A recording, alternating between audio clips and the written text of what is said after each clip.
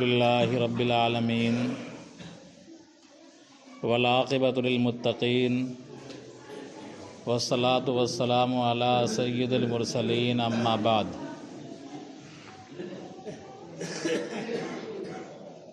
اذا مات الانسان انقطع عمله الا من ثلاث: علم ينتفع به، صدقۃ جاریۃ، او ولد صالح یدعو له، او کما قال علیہ الصلاۃ والسلام۔ محترم بزرگوں، عزیز ساتھیوں، گزشتہ ہفتے آپ حضرات کے سامنے بات آئی تھی کہ ہم کو جمعہ کے لیے پہلے آنا چاہیے، اور جب جمعہ کی پہلی اذان کہی جائے تو اس وقت ہر وہ عمل جو مسجد میں جانے میں تاخیر کا ذریعہ بن سکتا ہو، ان تمام عمل کو ترک کر دینا چاہیے۔ اگر آپ بیٹھے ہوئے ہوں تو کھڑے ہوں چل دیں، لیٹے ہوئے ہوں اٹھ جائیں، وضو کریں، تیاری کریں نکلنے کی، نیند میں ہوں فوراً اٹھے وضو کریں چل دیں مسجد، کھیت کھلیان میں کدالی چلا رہے ہوں تو آپ کو یہ نہیں کرنا ہے کہ تھوڑا سا بچ گیا ہے تام دیتے ہیں پھر اس کے بعد چل دیں گے، یہ نہیں۔ جیسے ہی اذان کی آواز کان میں پڑی، کدالی کاندھے پر رکھیے چل دیجئے۔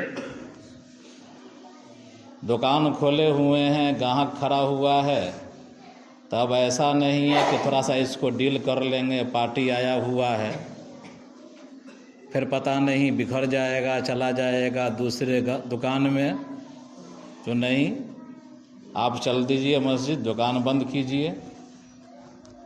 تو ہر وہ کام جو جمعہ میں آپ کے پہنچنے میں تاخیر کا ذریعہ بن سکتا ہو، ان تمام کام کو ترک کر کے جمعہ کے لیے متوجہ ہو جانا، چل دینا، تیاری کر لینا واجب ہو جاتا ہے، ضروری ہو جاتا ہے۔ ہم سب مسلمان ہیں، ہمارا ایمان ہے، اللہ رسول پر ہمارا ایمان ہے، قرآن و حدیث پر ہمارا ایمان ہے، لیکن بات پھنستی ہے، سب جانتے ہیں ان چیزوں کو، بات پھنستی ہے ماننے اور عمل کرنے کی۔ مان بھی لیتے ہیں تو عمل میں پیچھے ہٹ جاتے ہیں۔ ابھی 30% لوگ ہی آئے ہیں، 70% لوگ ابھی غائب ہیں۔ وہ جب خطبہ ہونے والا ہوگا تب 70% کے قریب جو لوگ ہیں وہ پہنچیں گے، صحن وغیرہ بھرے گی۔ یہ کوتاہی ہم لوگ کرتے ہیں، اس سے بچنا چاہیے، اجتناب کرنا چاہیے۔ پتہ نہیں آدھا گھنٹہ 1 گھنٹے میں ہم کون سا آسمان میں پتھر چلا دیں گے، کون سا تیر مار لیں گے، اور کون سی دنیا ہم کما لیں گے، لیکن بشارتیں اتنی موجود ہیں کہ پہلے آؤ گے تو ایک اونٹ کی قربانی کا ثواب ملے گا، بعد میں آؤ گے تو کچھ دیر کے بعد آؤ گے تو ایک بڑے جانور بھینس وغیرہ، گائے وغیرہ کی قربانی کا ثواب ملے گا، اس کے بعد آؤ گے تو دمبے کے قربانی کا ثواب ملے گا۔ پھر فرشتے اپنا رجسٹر لپیٹ دیتے ہیں، آنے والوں کے نام کا اندراج بند ہو جاتا ہے۔ سب چاہتا ہے کہ ہمارا نام جڑ جائے سرکاری کھاتے میں۔ اگر سرکار کی طرف سے کوئی اعلان ہوتا ہے تو ہر کوئی چاہتا ہے کہ ہمارا نام پہلے جڑ جائے، اور فرشتہ کھڑا ہوا ہے مسجد کے دروازے پر، لکھ رہا ہے، رجسٹر میں درج کر رہا ہے کہ فلاں بن فلاں پہلے آیا، فلاں بن فلاں اس کے بعد آیا، اس کو یہ ثواب مل رہا ہے، یہ ثواب مل رہا ہے۔ لیکن ہم اور آپ اتنے بے حس ہیں کہ ہم کو کیا پڑی ہے، آخرت کی چیزوں کی طرف ہماری توجہ نہیں ہوتی ہے، حالانکہ ہم کو توجہ دینا چاہیے اور تیزی کرنا چاہیے ان کاموں میں۔ بہرحال آج باضابطہ تقریر نہیں ہوگی، کچھ باتیں مختلف مسائل کے تعلق سے آپ حضرات کے روبرو رکھنا چاہتے ہیں۔ عادت ہوتی ہے ہماری کہ جب کوئی دیکھتے ہیں کسی چیز میں افراط ہو جاتا ہے اور لوگ ملوث ہونے لگتے ہیں، کسی کے انفرادی عمل پر ہم نے کبھی نکیر نہیں کیا، کسی کے ذاتی معاملے کو لے کر مسجد کا استعمال میں نے کبھی نہیں کیا ہے اور نہ کروں گا، لیکن جب دیکھتا ہوں کہ گاؤں کے اندر کوئی ایسی چیز پھیل جا رہی ہے اور ایک رسم بن رہی ہے تو اس پر نکیر کرنا یہ ہماری ذمہ داری میں داخل ہے اور میں کرتا ہوں ان چیزوں کو۔ میت کے تعلق سے کچھ باتیں آپ حضرات کے روبرو رکھی جائیں گی انشاءاللہ، جو مسائل سے متعلق ہیں۔ عام طور پر مسائل کی بات مسجد میں نہیں کرنی چاہیے، مسجد میں فضائل کی بات ہوتی ہے، مسائل کی جگہ مدرسہ ہے، لیکن چونکہ سب لوگ اکٹھا ہوتے ہیں اور سب لوگ اس میں ملوث ہو جاتے ہیں، ہنسکا ہنسکی دیکھا دیکھی ہم لوگ کام کرنے لگتے ہیں، جس چیز کو ہم باعث ثواب سمجھتے ہیں وہ ہو سکتا ہے باعث ثواب نہ ہو، اس کی تحقیق کرنا چاہیے۔ میرے محترم، جب انسان مرنے لگتا ہے تو مرنے والے کے قریب جتنے افراد ہوتے ہیں، جس کو ہم جاکنی کے عالم میں کہتے ہیں، الٹی سانس چلنے لگتی ہے،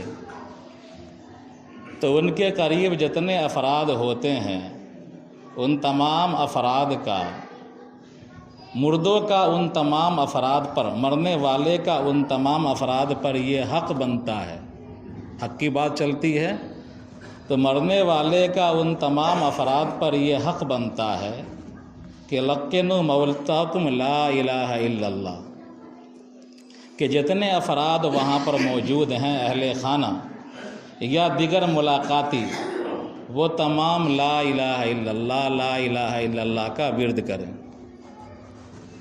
اس لیے کہ حدیث میں آتا ہے کہ من کان آخر کلامہ لا الہ الا اللہ دخل الجنہ، کہ جس کا آخری کلام لا الہ الا اللہ ہو گیا، حسن خاتمہ ہوا اس کا، جنت اس کے لیے واجب ہو گئی، وہ جنت میں داخل ہوگا۔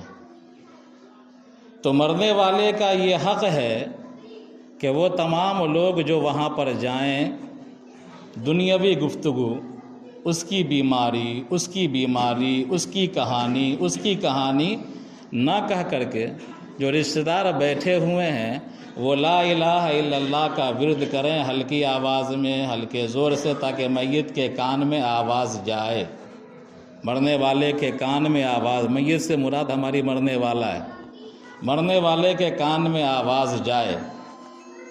اور جب اس کے کان میں آواز جائے اور ہر طرف سے لا الہ الا اللہ، لا الہ الا اللہ، تو اس کی زبان بھی چلنے لگے اور کہہ دے لا الہ الا اللہ، تو اس کا حسن خاتمہ ہو جائے گا اور آپ کے اس عمل سے وہ جنت میں جانے والا بن جائے گا۔ لیکن وہاں پر اس کو کہنا نہیں ہے پڑھنے کے لیے کہ آپ پڑھیے، اس لیے کہ اس وقت تکلیف کا عالم ہوتا ہے، شدت تکلیف ہوتی ہے۔ اللہ کے رسول صلی اللہ علیہ وسلم سکرات الموت سے پناہ مانگا کرتے تھے، موت کی تکلیف سے۔ تو چونکہ اس وقت تکلیف کا احساس ہوتا ہے، بے چینی رہتی ہے، اگر آپ کہیں گے اس سے پڑھنے کے لیے کہ پڑھو لا الہ الا اللہ کہہ دو، لا الہ الا اللہ کہہ دو، تو ہو سکتا ہے کہ جھنجھلا کر کے وہ اول فول بکدے انکار کر دے۔ اس لیے کہنا نہیں ہے، بلکہ وہاں پر ہولے آواز میں، تاکہ اس کے کان میں آواز جائے، لا الہ الا اللہ کا اہتمام کرتے رہنا ہے، یاسین شریف کا ورد کرتے رہنا ہے۔ یاسین شریف کے بارے میں آتا ہے کہ اللہ کے رسول صلی اللہ علیہ وسلم نے حکم دیا کہ تم اپنے مرنے والوں پر یاسین پڑھا کرو، اس سے اس کے جو سکرات ہیں، موت کی جو سختی ہے، یاسین شریف کی برکت سے موت کی سختی کم ہوتی ہے۔ تو ہم یاسین کا ورد کریں، لا الہ الا اللہ کی تلقین کریں، کہیں نہیں پڑھنے کے لیے، بلکہ اپنی آواز میں ہم لا الہ الا اللہ پڑھتے رہیں۔ جب انتقال ہو جائے، روح پرواز کر جائے، تو بلند آواز سے رونے کو منع کیا گیا ہے۔ نبی کریم صلی اللہ علیہ وسلم کا صاحبزادہ انتقال ہوا، آپ صلی اللہ علیہ وسلم نے ایک جملہ کہا، انا بفراقک یا ابراہیم لمحزونون، کہ ابراہیم تمہارے انتقال سے میں غم زدہ ہوں۔ لیکن ایسا نہیں کہ آپ نے رویا چلایا کہ ہائے ہمارا وارث چلا گیا، ہماری لاٹھی چلی گئی، نہیں، بلکہ آپ کے آنکھ سے، صحابہ نے کہا کہ آپ کے آنکھ سے آنسو جاری تھے اور آپ کی زبان پر یہ جملہ آیا، انا بفراقک یا ابراہیم لمحزونون، کہ ابراہیم تیرے موت سے مجھے غم ہے۔ تو انسانی فطرت ہے، تو رونے سے منع کیا جناب نبی کریم صلی اللہ علیہ وسلم سے، فرمایا ان المیت لیعذب ببکاء اہلہ، کہ میت کے گھر والے اگر میت پر نوحہ کرتے ہیں، روتے ہیں، بین کرتے ہیں، آواز نکالتے ہیں، اور طرح طرح کے مرنے والے کے بین کہتے ہیں مرنے والے کی خوبیوں کو تک بندی انداز میں بیان کرنا، رو رو کر کے، تو اگر کوئی میت کا گھر والا مرنے والے پر اگر روتا ہے یا روتی ہیں، بین کرتی ہیں، نوحہ کرتی ہیں، اپنے گریبان کو پھاڑتی ہیں، سر وغیرہ پر تھپڑ مارتی ہیں، بال نوچتی ہیں، ایسا کرنا درست نہیں ہے، یہ حرام عمل ہے، اس سے بچنا چاہیے۔ اس وجہ سے میت کو عذاب دیا جاتا ہے، مرنے والے کو۔ ایسا کرنے والا یا والی تو یہ سمجھتا ہے کہ ہم میت سے ہمدردی جتا رہے ہیں، لیکن یہ کیسی ہمدردی ہے کہ آپ کی وجہ سے مرنے والے کو تکلیف پہنچ رہی ہے۔ آپ تو وہ کام کیجئے جس سے مرنے والے کو آسانی پہنچے۔ عام طور پر دیکھتا ہوں کہ جس گھر میں میت ہوتی ہے، انتقال ہوتی ہی بلند آواز سے عورتیں رونے لگتی ہیں، ایک دم پورا محلہ دوڑتا ہے۔ نہیں، اپنے گھر کی عورتوں کو تو کم سے کم اتنی تلقین کیجئے، اتنی تعلیم تو دیجئے، کم سے کم جمعہ کی باتوں کو یاد کر کے گھر میں تو سنائیے۔ سمجھانے کے انداز سے بتلاتا ہوں تاکہ دماغ میں اٹے، ان کو سمجھائیے، ان کو تاکید کر دیجئے میرے مرنے کے بعد رونا نہیں ہے۔ تو جب آپ سمجھائیں گے، ان کو ٹریننگ کیے رہیں گے، تو آپ کے مرنے کے بعد بھی ان کے آنکھ سے آنسو جاری ہوں گے، لیکن بین نہیں کرے گی، نوحہ نہیں کرے گی، گریبان نہیں پھاڑے گی، سر کو نہیں پیٹے گی۔ تو فرمایا یہ کام کرنا ہے۔ اس کے بعد مرنے والے کے اعضاء کو درست کر دینا ہے، یعنی آنکھ کھلی رہتی ہے، بند کر دینا ہے، منہ کھلا ہوا ہے، باندھ دینا ہے، ہاتھ پیر ٹیڑھا ہے، سیدھا کر دینا ہے، دو پیر اینٹھے گا، پھیلے گا، ان دونوں پیروں کو سٹا کر کے باندھ دینا ہے انگوٹھے کو، تاکہ پیر چھترائے نہیں، پھیلے نہیں۔ اس لیے کہ روح نکلنے کے بعد بدن میں ایٹھن آنے لگتی ہے دھیرے دھیرے، کچھ دیر انسان کا بدن گرم رہتا ہے روح نکلنے کے بعد، پھر اس کے بعد جیسے ہی بدن ٹھنڈا ہوتا ہے بدن اینٹھنے لگتا ہے، تو یہ کام کر لینا ہے۔ اس کے بعد غسل کی تیاری کیجیے، غسل کی تیاری کرنا ہے۔ ہمارے یہاں ایک ہنگامہ ہو جاتا ہے کہ مرد ہو یا عورت، انتقال کی خبر ہوتے دوڑتے ہیں اس کا چہرہ دیکھنے کے لیے، محرم اور غیر محرم کے تمام فرق کو مٹا دیتے ہیں۔ بھائی مرد تو مرد کا چہرہ دیکھ سکتا ہے،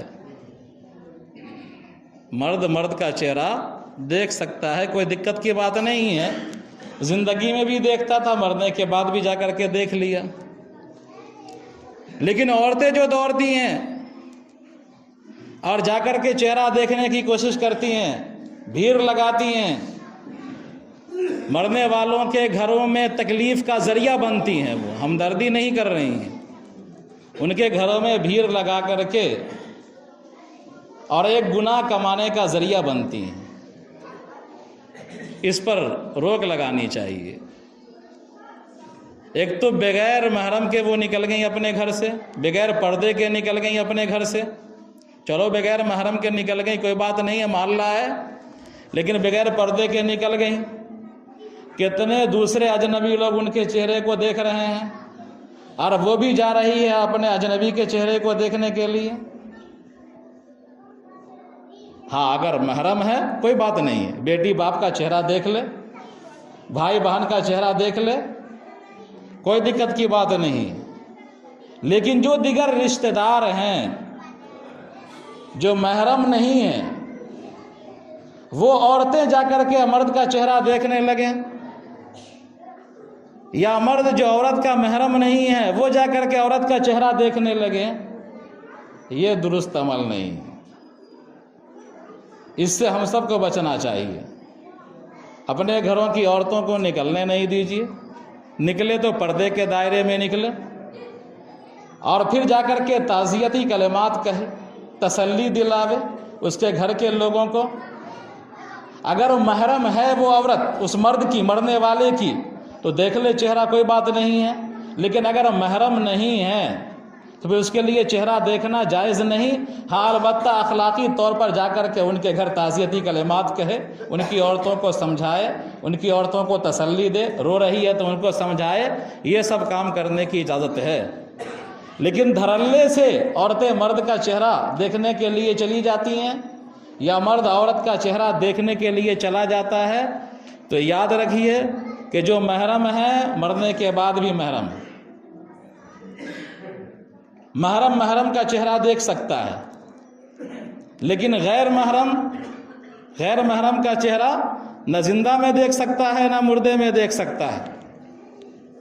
کسی بالغ لڑکی کا آپ کو چہرہ دیکھنے کی اجازت نہیں ہے۔ اگر نظر پڑ گئی نظر نیچی کر لیجئے، لیکن ٹکٹکی لگا کر کے دیکھنے کی اجازت نہیں ہے جو غیر محرم ہو۔ ہاں بیٹی ہے آپ کی، آپ چہرہ دیکھیے دن بھر میں، کوئی بات نہیں ہے۔ ماں ہے آپ کی، دیکھیے، بہن ہے آپ کی، دیکھیے، کوئی بات نہیں ہے۔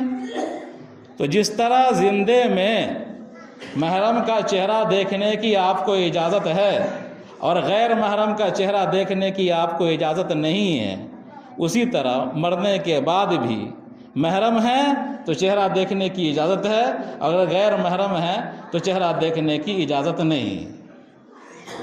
جنازے کی تیاری ہوتی ہے، اس کے بعد جنازہ وہ نہانے کی تیاری ہوتی ہے۔ نہلانے کا طریقہ مشہور ہے، عام طور پر کوئی نہ کوئی جانکار وہاں پہنچ ہی جاتے ہیں، نہلا دیتے ہیں۔ جنازے کی نماز میں جلدی کرنا چاہیے، یہ سب جانتے ہیں، سمجھانے کی ضرورت نہیں ہے۔ صرف مذاکراتی بات کر رہا ہوں، میں کہہ دیا کہ آج تقریر نہیں ہوگی، آج کچھ مذاکراتی باتیں ہم کر لیں گے یاد دہانی کے طور پر۔ تو جلدی کرنا چاہیے، لیکن ہم اور آپ اپنے مردوں کو چھوڑ دیتے ہیں ایک ایک دن، دو دو دن، تین تین دن برف میں ڈال کر کے، برف کے سل کو دائیں بائیں لگا کر کے، اور پھر مردوں کو چھوڑ دیتے ہیں۔ کون سا گناہ کیا ہے آپ کا ابا؟ کون سا جرم کیا ہے آپ کا چچا؟ کون سا جرم کیا ہے مرنے والا کہ آپ اس کو سزا دلوا رہے ہیں کہ برف کا سل بازو میں رکھے ہوئے ہیں؟ آپ گوارا کر لیں گے؟ آپ کتنے دیر برف کا سل بازو میں رکھ سکتے ہیں؟ کچھ بتلائیے، کوئی ہمت ہے 1 گھنٹہ رکھنے کی؟ ارے برف کا سل کوئی آدمی 1 گھنٹہ رکھ سکتا ہے؟ کوئی نہیں رکھ سکتا ہے۔ یہ صرف سمجھانے کے لیے، ذہن کھولنے کے لیے میں کہہ رہا ہوں، مسائل کی بات الگ ہے۔ تو بیچارہ کون سا جرم کیا ہے کہ برف کا سل دونوں طرف سے رکھے ہوئے 2 دن آپ روکے ہوئے ہیں؟ نہیں، ان کو جلدی قبرستان پہنچائیے، ان کا ٹھکانہ جہاں ہے وہاں پہنچائیے ان کو۔ مکروہ اوقات میں جنازے کی نماز نہ پڑھی جائے، جن اوقات میں نماز ممنوع ہے۔ طلوع شمس، سورج کے طلوع ہونے کے وقت آپ نماز نہیں پڑھ سکتے، تو جنازہ بھی نہیں پڑھیے۔ سورج کے بیچ میں آنے کے وقت، جب سورج آپ کے سر پر آ جائے، جس کو زوال کا وقت کہتے ہیں، آپ کوئی نماز نہیں پڑھ سکتے ہیں، تو جنازہ بھی نہیں پڑھیے۔ سورج کے غروب ہونے کے وقت آپ نماز نہیں پڑھ سکتے ہیں، تو آپ جنازہ بھی نہیں پڑھیے۔ لیکن اگر خدا نخواستہ جنازہ اچانک اسی وقت پہنچ گیا تو پھر آپ کو انتظار نہیں کرنا ہے، پڑھ لینا ہے۔ یہ مسئلے کی بات ہے۔ تو ان 3 اوقات میں جنازہ نہ پڑھا جائے، بقیہ پورے اوقات میں آپ جنازہ پڑھا سکتے ہیں۔ بسا اوقات ایسا ہوتا ہے ہمارے یہاں کہ جنازہ آ جاتا ہے عصر کی نماز کے بعد، پہلے آ جاتا ہے، ایسے وقت میں آ جاتا ہے کہ جس وقت میں نماز مکروہ نہیں ہوتی، لیکن آدمیوں کے انتظار میں یا لمبی چوڑی تقریر کے کرتے کرتے ایسا وقت ہو جاتا ہے کہ سورج غروب ہو رہا ہے، تو جنازہ پہنچا ایسے وقت میں کہ وقت درست تھا، لیکن تقریر ایسی ہو گئی لمبی یا لوگوں کے انتظار اتنا لمبا پڑ گیا کہ چلا گیا مکروہ اوقات، سورج ڈوبنے والا ہے، لال ہو گیا، زرد ہو گیا سورج، یہ درست عمل نہیں۔ اتنا تاخیر کر دینا کہ جنازہ آیا اچھے وقت میں، عصر میں اول وقت ہے، مستحب وقت ہے، اس کے بعد مکروہ وقت ہوتا ہے۔ تو جس طرح اگر کوئی آدمی عصر کی نماز مکروہ اوقات میں اگر پڑھتا ہے، اتفاقی طور پر آ گیا مسجد میں، ٹائم نہیں ہے، غروب ہونے والا ہے، پڑھ لیا تو پڑھ لیا، لیکن اگر کوئی آدمی اول وقت میں شروع کیا اور چلا گیا اتنا لمبا کھینچ دیا کہ غروب تک پہنچا دیا، اس کی نماز مکروہ ہو جاتی، درست نہیں ہوتی۔ تو جنازہ بھی اگر پہلے وقت میں پہنچ گیا ہے عصر کے بعد فوراً، سورج ابھی وہ آنکھ چوندھیا رہا ہے، روشنی اتنی تیز ہے کہ آنکھ اس پر ٹک نہیں سکتی، لیکن لوگوں کے انتظار میں اتنی دیر ہو گئی 20-25 منٹ 30 منٹ کا وقت لگ گیا، 20 منٹ کا، کہ سورج پر اب آنکھ ٹک جاتی ہے، آپ دیکھ سکتے ہیں سورج کو، سورج پیلا ہو گیا، تھالی کی طرح ہے۔ تو یہ عمل درست نہیں ہے، اس عمل سے ہم کو بچنا چاہیے۔ بہرحال اور بھی باتیں آئیں گی، ٹائم زیادہ ہو گیا، اللہ تعالی ہم سب کو سمجھ کے توفیق عطا فرمائے۔